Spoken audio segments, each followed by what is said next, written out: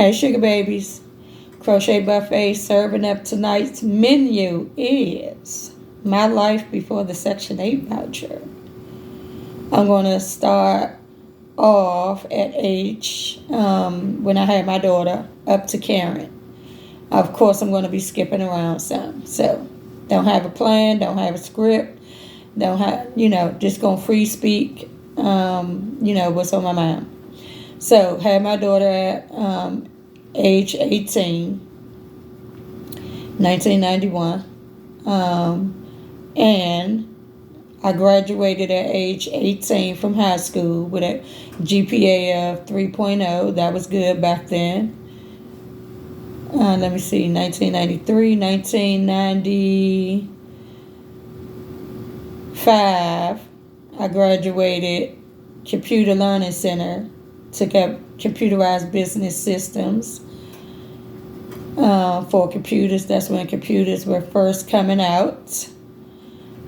Also, moving on to 1996. This is where my story that I want to speak on begins. So the night of August 1996. This is a life and death story. I was home, putting my daughter to bed, getting her ready for, bed. And one of my neighbors came over wanting to use my telephone. And I'm just going to hop right into the story. He wanted to use my telephone. So me being me, let him in, let him use the telephone. And he was on the phone talking to whoever he was talking to. I wasn't trying to listen or anything like that, but I gave him the phone. In my apartment, I never had furniture because I was never big on furniture. It never really mattered to me. But on my floor, I had an old telephone cord. And it just sat right there. I don't know. It just sat right there. I never got around to tossing it in the trash. It just sat right there. The phone had not so long broke, and I just didn't throw the cord out. Anyway, moving along to my neighbor came over to use the telephone, so I let him in to use the telephone. While I'm putting my daughter to bed, I could hear a partial part of his conversation, which I heard the word kill. But it really didn't dawn on me. I just kept putting my daughter to bed. Then I closed her room up. Then I went in my room, sit down, look at TV, wait for him to finish talking on the phone so I could lock my house up for the night and go to bed. Well, I guess he had other plans for me. So when he finished with his phone call, he came in my bedroom with that telephone cord that was sitting on my floor with a gun in his hand, which I wasn't familiar with guns. So a gun to me is a gun. I don't care, big, small, little, whatever. But anyway, now that I know now, it was a 22. Came in my room, stood at my entrance to my bedroom, and was like, if I'm not trying to die, do what he said. So I thought he was playing. I kind of pushed the gun out, my face, and was like, if you don't stop playing, because I just thought it was a joke. So he was like, no, I'm serious. If you're not trying to die, do what I say. So I'm like, okay, no, he's serious. So I'm like, whatever you do, don't hurt my child. He was like, I'm not going to hurt your child. So the questions he were asking me was, where's my money? Where's anything of value? Where's anything that he thought he can take out of my house? And let me just add this little snippet in. People that you affiliate yourself with, you really don't have anything to do with their lifestyle, what they do in life, or anything like that. But I do know I hung around a lot of guys. I had female friends, but I chose to hang around the males. I'm an older child of 5 kids. And the eldest girl. So I chose to hang around the boys so I can, learn how to, carry myself as a lady, what the do's and don'ts as a female, and so forth. But getting back to the story of the guy coming into my bedroom with the cord in his hand, saying, do what he say or he was going to kill me. So I'm like, okay. So he gets to taking the telephone cord, popped it in half, tied my hands. First of all, told me to get naked. Let's start there. Told me to get naked. I took all my clothes off. He's like, put your hands behind your back, lay on your stomach.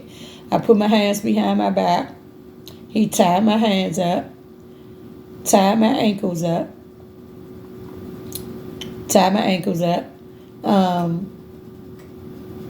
and began to rape me or have his way with me, I guess, however he thought, whatever he thought he was doing, whatever. So after he finished raping me, you know how you have windows and they kind of like bay windows. You can sit things in the window like a radio or plant or anything like that. Well, in one of my windows, I had a box cutter. And the box cutter was kind of not a sharp blade, but it was a rigid blade. So after he raped me, he was walking around my apartment while I'm laying on the floor. I'm laying on the floor, and then I could hear where he's walking at, and while he's walking, he's talking. Where's the money at? Where's this at? Where's that at? This, that, and the third. And I'm answering him, First off, let me back up.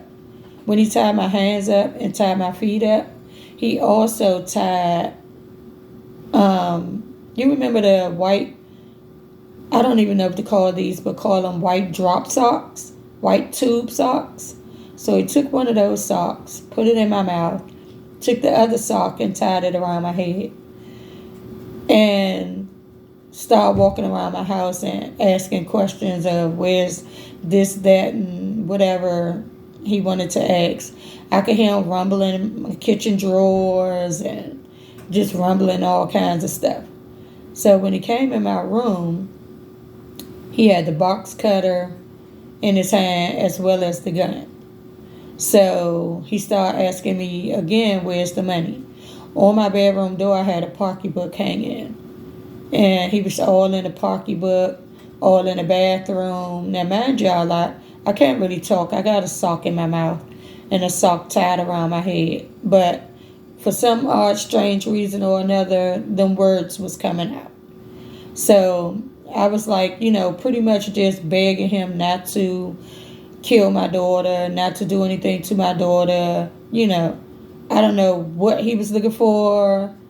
I mean, you have ideas of what people could be looking for, but you really don't know what they're looking for or what their actions are intended on being.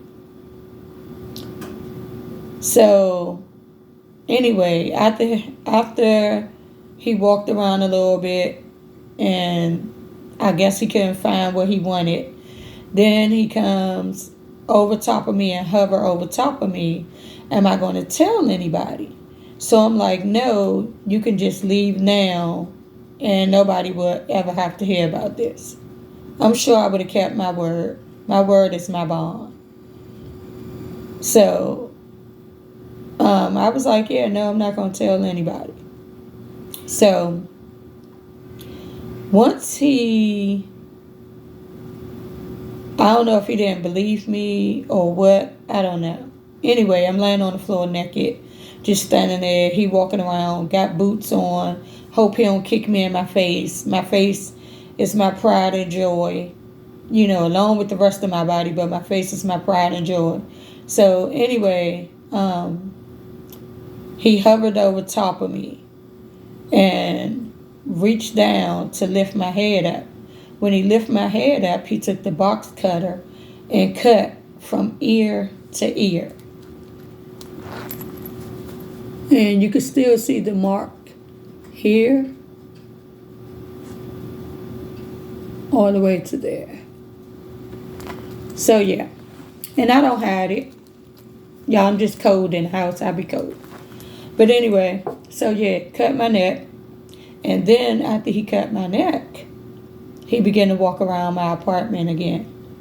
So as he's walking around, I lift my head up to see if I'm bleeding, how bad I'm bleeding, how bad he might have cut my neck, how bad, whatever type of damage he might have done. So I laid my head back down. My chin is laying on the rug because I'm flat down on my stomach. My chin is down on the rug like this. So he's still asking me questions, and I'm trying to answer him, And then he goes and walk around again, rumbling through my bedroom closets, rumbling through clothes. I mean, just, I don't know what he's looking for or not. So then he comes in my room again and asks me again, am I going to tell anybody? So I'm like, no, I'm not going to tell anybody. So I'm like, you could just still leave now and, don't worry about nothing. So he was like, okay, well, he found something else. I don't know what he found, but he tried to stab me in the back with it. So I guess that wasn't good enough for him. So then he took a pillow and tried to suffocate me. So I guess that wasn't good enough for him. And mind y'all, while all this is happening, I'm pretty much pleading for him not to do nothing to my daughter. But for me,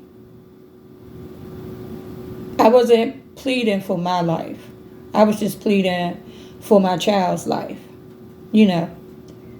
So I tell him, because he asking me again, am I going to tell anybody? And I'm like, no, you can go ahead and leave. After he took the pillow and tried to suffocate me, I guess that didn't work. So now the pillow is just hovering over my head. He gets up off the floor or whatever, start walking around my apartment again, rumbling through the drawers again. I could hear knives and forks and all kinds of stuff moving around, Comes back in my room. I could see him walk past the room, go back in the bathroom. I never heard my daughter's door open though, so for some reason I was okay. And then he came back in my room and asked me again, am I going to tell anybody? So I'm still saying no. And you just still got time enough to leave. Just get out, So he was like, where's the money? And I'm like, what money? I work like everybody else work. I don't have no money. I don't have no money. I don't have any money. I don't know what money you want. I don't know what money you're looking for. I don't know what money you think I have. But I don't have any money. So then he stands up and he stands beside me. Y'all, with everything in me, with me being sliced neck, raped, tied up, somewhat kind of stabbed in the back, neck cut from ear to ear. I was praying this dude really didn't kick me in my face or try to physically fist beat me or anything like that or whatever, So anyway, I was praying my daughter didn't wake up. And at this point, while he's standing there hovering over me, I had another little input, little nidbit. I had gave my friend, my sister, my skates to go skating. So I knew she had to bring my skates back. And I'm saying that I added that snippet in because I knew somebody was going to come back for me. And that's what kept me motivated to stay alive. Excuse me. Yeah, my bad. I ain't tell this story in a long time. I didn't know I was going to be sad telling it. Anyway, I knew she was coming back to bring my skates back. So, moving along, while I'm thinking and hoping and praying this dude don't kick me in my face, he again asked me, am I going to tell anybody? And I'm like, why don't you just leave? You know, we going to be okay. So, he takes the gun, and at this point, y'all, I'm assuming I've been shot because I heard the gunshots.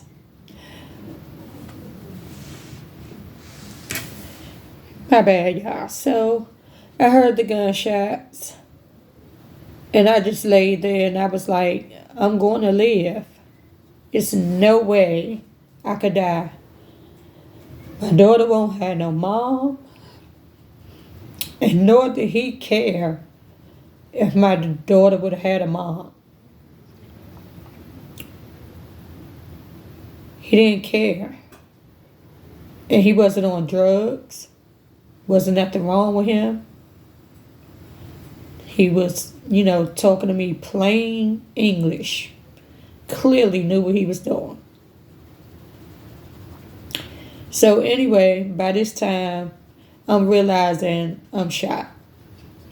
I don't think I ever passed out. I really don't know if I did or didn't. But at some point in my mind, I went to the thought of my sister / friend has to bring my skates back. So I have to stay awake until she come back. And that's what kept me alive. Yeah, she kept me alive. The thought of her coming back kept me alive. What's got me crying right now is she's not here with us today. She passed on.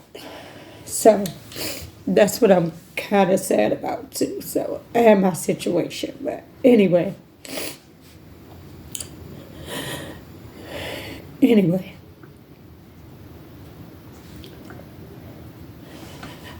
I'm sorry. I'm not crying for anybody to have tears for me or to feel sorry for me.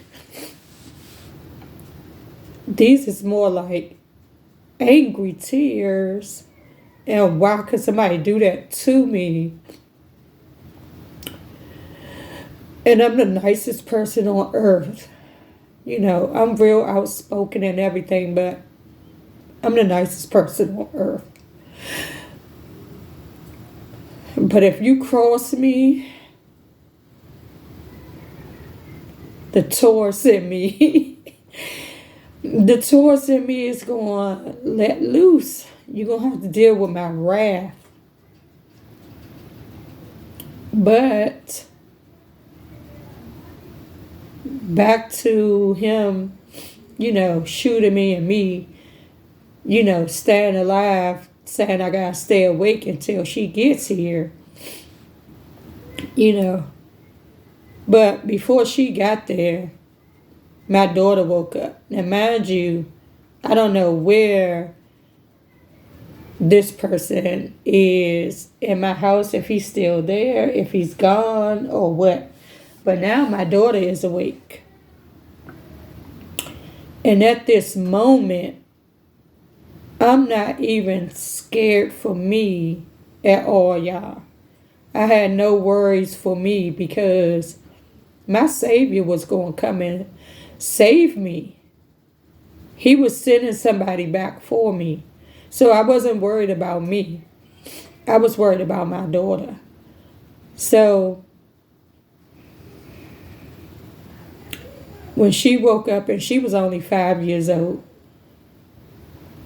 And I'll get into later on in another video about why I'm into childcare or why I choose to take care of kids.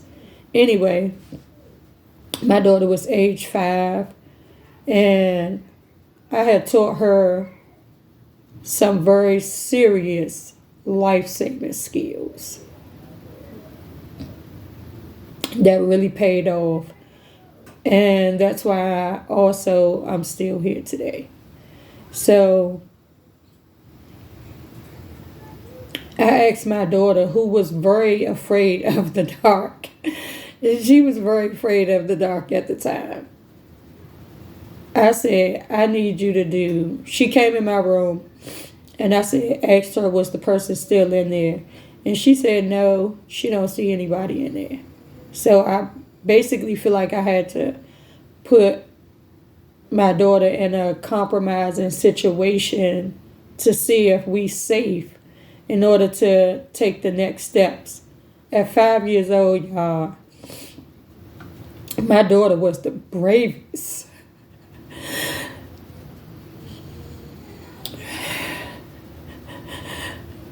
She was the bravest.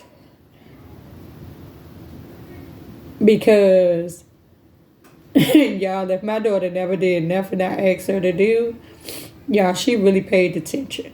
And she really followed instructions precisely. So, she came in my room. He wasn't in there no more. And I'll get to where he ended up. She came in my room and was, and I told her, I think I've been shot. I was like, can you take the telephone cords off my hands? So she couldn't get the telephone cord off my hands. And I'm still talking through the socks. Y'all, have weird things that I do that I try to, if I was in situations, how would I handle it type things I do. I don't know. I'll get to that in that video too. But anyway, she couldn't get the cords off my hands. So I asked her to take the sock from around my mouth. So she got the sock from around my mouth, got the other sock from out of my mouth. And then I gave her instructions to follow. I said, I know it's dark in here, or at least I remember turning the lights off, except the living room light. So I was like, take a chair from the dining room table. Go to the door with the chair. Push the chair up to the door with the back of the chair to the door. Stand in the chair and hold on. Unlock the top lock. Get down out the chair. Move the chair. Open the bottom lock.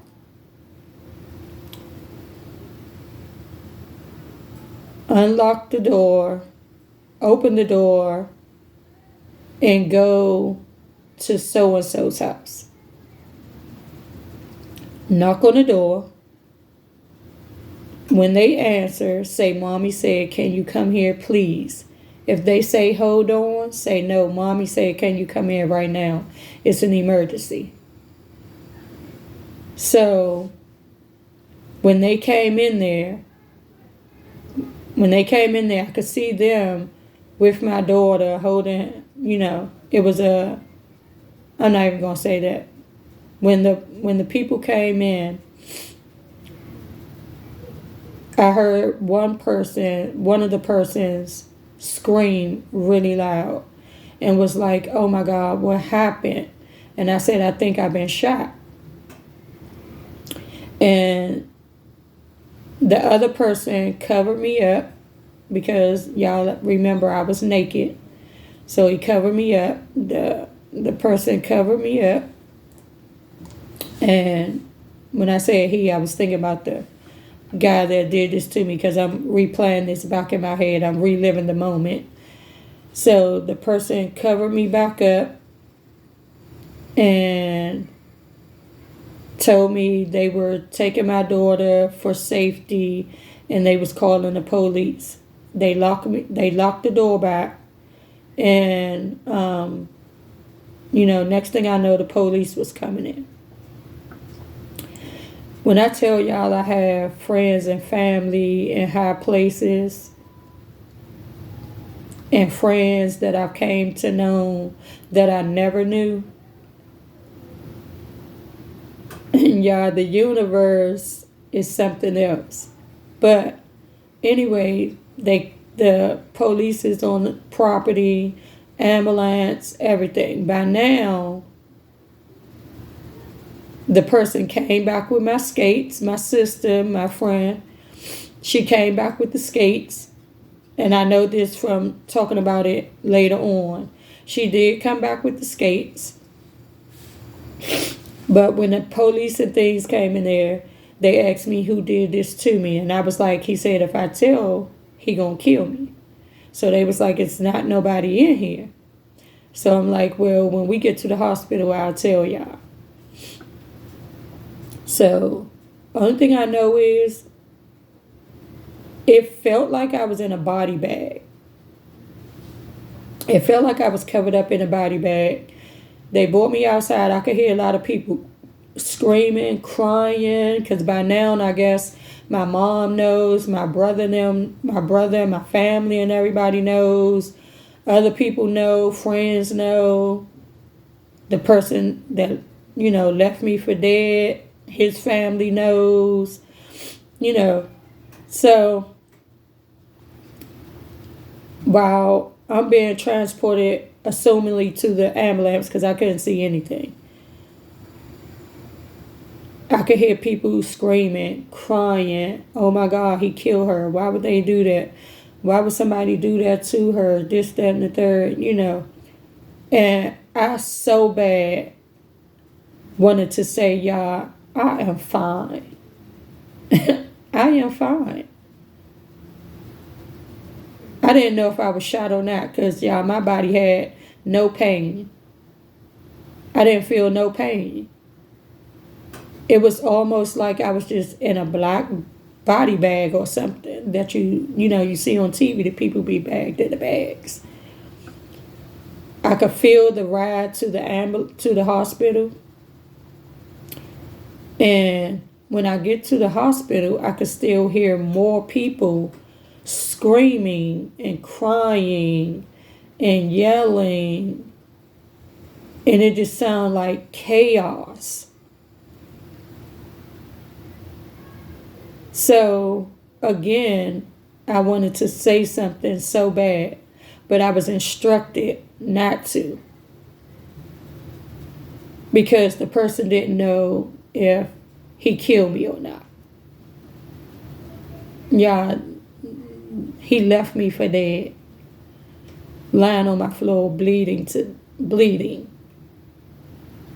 So, when we got to the hospital, I did end up telling, the police who done it.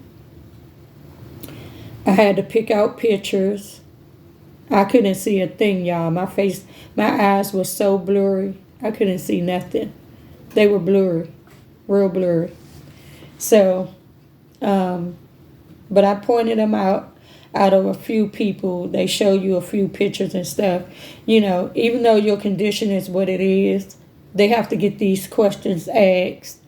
And, I was willing to give the questions. So I picked them out of the lineup. And, with everything in me, I was going to fight this fight because nobody gave him permission to come in my place or come to my door and decides he wants to take a life. And then not just any life, my life. So, he's still loose and everything. I done spoke to a few people afterwards, once I got better and well and this and that. So he's still out. Nobody don't have him. So anyway, while we at the hospital moving along, I'm getting treated. I'm getting, stitched up. I could see a priest. Let me go back. I'm sorry. Let me move back. So once I got in the hospital room, just before I identified him too, but, or then again, I don't know when it was. It just seemed like in my mind that came first. And then all of a sudden came, I could see like a white light. Y'all, and this white light, when I tell y'all people die and they see that white light, I knew for a fact I was okay. So, with that white light being there, I was given a second chance to come back to earth and live my life like I supposed to. So, moving along to, they did catch him. They did lock him up. I heard, later on people tried to kill him, or he was still outside, somebody saying him. People were shooting at him. He ran to the police. They locked him up, and that's what I heard on that part. I never really spoke to a lot of people about, what happened. I did speak to a handful of people that gave me some insight on their part in it, because I did want to know the rest of my story. And if anybody had anything to share, and while I'm doing this video, if you have anything to share, I would love for y'all to put it in the comments. And I don't want anybody to have to relive my story, because it's been well over, this was 1996 in August. So we in 2025. So, that's a long time. But anyway, if anybody, that know my story, if y'all want to add to this, I will be more than, pleased if y'all want to put any comments, down or whatever. That would be great. Anyway, moving along from that and going back to my daughter, she was safe. She was in the hands of my neighbors, or, far as I know, she was safe in the hands of my neighbor. They knew who my daughter was. Also, for the guy, the way he left out was my bedroom window, which faced the woods. There was bushy woods outside of, the back of my house. So that's where he left from, out the window. Moving along from that and my daughter being safe and me moving along to telling them who done it and me getting better in the hospital. My stay in the hospital was exactly 7 days, because I'm nobody's victim. I'm not about to play victim, although I am a surviving victim. And I survived a head injury of 2 gunshot wounds to the head. To make it all clear, it's 2 gunshot wounds to the back of the head, a slashed neck, a puncture in the back, being suffocated, being raped, hands bound behind my back, feet bound together. That's a hell of a situation. Why would somebody want to put me in that situation? Only he knows that. But while we on that, I'll come back to what his answer was to that. So moving along, me getting better, getting well, getting my momentum up, getting me some strength up. Y'all, I had to learn how to walk because I had been in the bed for 7 days. And mind y'all, because I'm so, what I want to say? I want to say goofy, quirky, whatever. I'm in the hospital and I'm like trying to get well and I'm trying to make the best of it. What's going on, what the situation is. And my story is still my story. It's sad and it's going to be some funny parts. Y'all, while I'm in the hospital, I'm a person that takes I used to take 3 baths, 3 showers, whatever a day. There was not a day that went past that I didn't do, these 3 showers. Yes, I worked, but I still made it to that water. So anyway, saying that to say, while I was in the hospital, I had the best nurses, the best doctors. Yeah, I had the best team beside me. I had a slew of friends and family. I never even knew that many people would come out for me. And when I say that many people, I always joke about it and be like, yeah, I probably had a stadium amount of people outside for me, But that loved me. And I love them. I love y'all, And so moving along, getting better, trying to get well, trying to get out this hospital.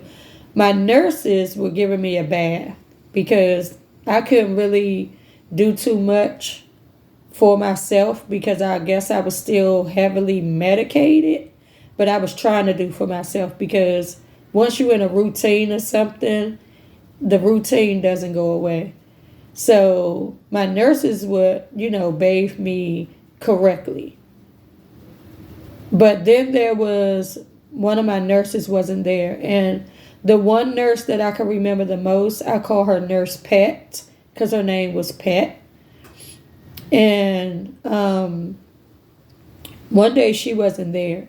So the nurse that came in for her, y'all, and nursing jobs are not the easiest either, y'all, But when you work in a job and you have to deal with people, when you're working in a job that, you have to deal with people, you need to treat people accordingly.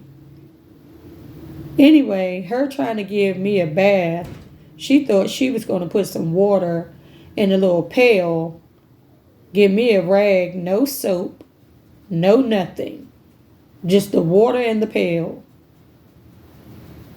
No toothbrush, no toothpaste.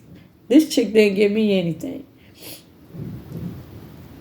And just try to take the rag and wet it and wipe my back in one spot. I was like, if you don't go get me some damn soap and water, and y'all, this is all why my head bandaged up, my neck got staples in it. I just survived the horrific ordeal, and the torch just came out of me. If you don't go get me some damn water and soap so that I can wash, so that I can bathe, do you just go wash your back? And if you do, that's your business, but I need to fully bathe. So go get me a whole bucket of water, please, with some soap and toothbrush, toothpaste, all the essentials so that I can get situated and feel like myself. But anyway, moving along, it's time for me to go home. My daughter wasn't allowed up on the floor either because she wasn't of age, but she was in good hands, y'all. My daughter was in good hands. And going back to, me getting well, coming out the hospital. Of course, I had my own place, so y'all know I was going back in that place to stay there, but I did go back in there because I wanted to see and play out the whole scene again. And that's just me. That's just the person I am. I want to go back in there and I want to see what was done and why did it take place. Like, why did it take place? I don't know. But anyway, I go back in there, I see this blood stain in the carpet, and I'm just like, I can't believe this dude left me to die. I can't believe it. But I didn't die. I survived, and I'm here telling y'all my story. And I used to tell the story a lot. But tonight I didn't realize how long it's been since I told the story. I haven't told it in a while. It's never forgotten, but I just haven't told it in a while. So anyway, I got got myself together, came home. I didn't want to stay in my mom's house, so I went and stayed with one of my friends / my daughter's stepdad, father, everything. He's everything to her. She has a biological dad also, but those are stories for other dates. So me coming home, getting well, moving along to my daughter going to the neighbor's house, or me talking to them and stuff like that. I said it was said that my daughter came out the house. She was bloody, blood was all over her dress, and this, that, and the third, or whatever. So, that was the image of my daughter, to them. So, moving to, after coming out of the hospital, because that was only 7 days exactly, I ended up staying with my aunt / friend, my aunt. And God bless her, because while I was in there, I was having like these crazy nightmares. I would scream out in my sleep. And the first thing I did when I got home was took a bath. She was nice enough to run me some bath water. I was like, all I want to do is just take a bath. And for some reason, I'm not saying I didn't want to stay in my mom's house.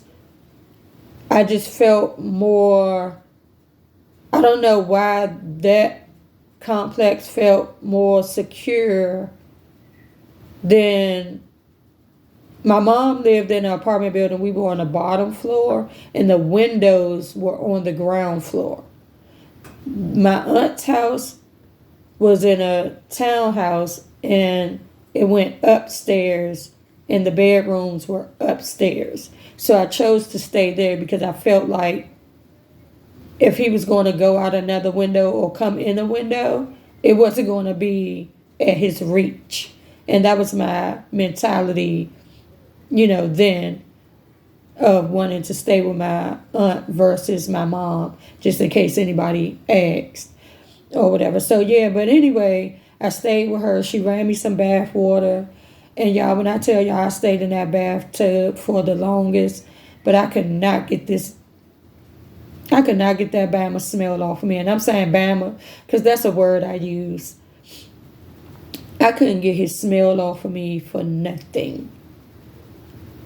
It could have been a mental thing. I knew I was clean, but I just couldn't get his smell off of me. So moving along, I stayed with my aunt for a while, for like, I don't even know how long. It wasn't long though, y'all. At least in my mental, it wasn't long. But then one day I just got up and I was like, I want to go outside.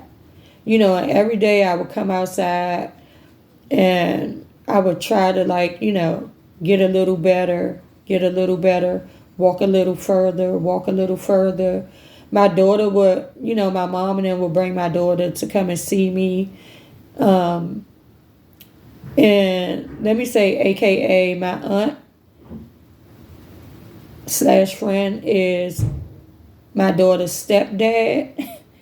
So basically, my ex-boyfriend, I don't want to say ex or whatever, but it is what it is. He came in there and, they would check on me. And everybody would come and check on me, but a lot of people didn't know I was home. First off, a lot of people didn't even know I was alive. Let's put it that way, too. So a lot of people thought I was deceased. I was in the hospital as Jane Doe. So, nobody saw me come home.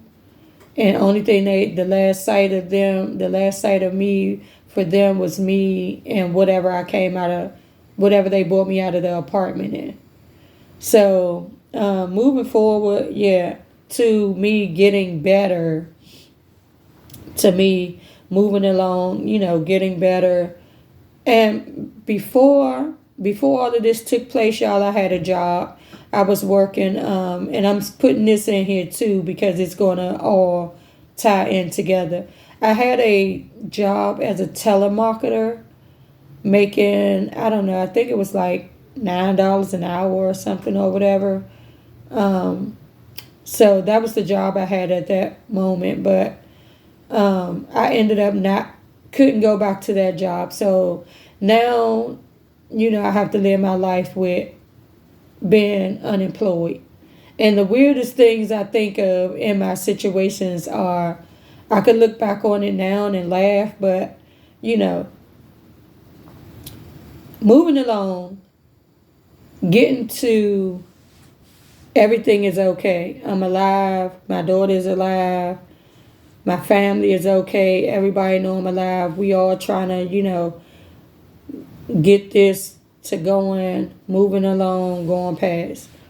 Now, moving along to the apartment complex that it happened at, they ended up, I'm sure I could have sued them.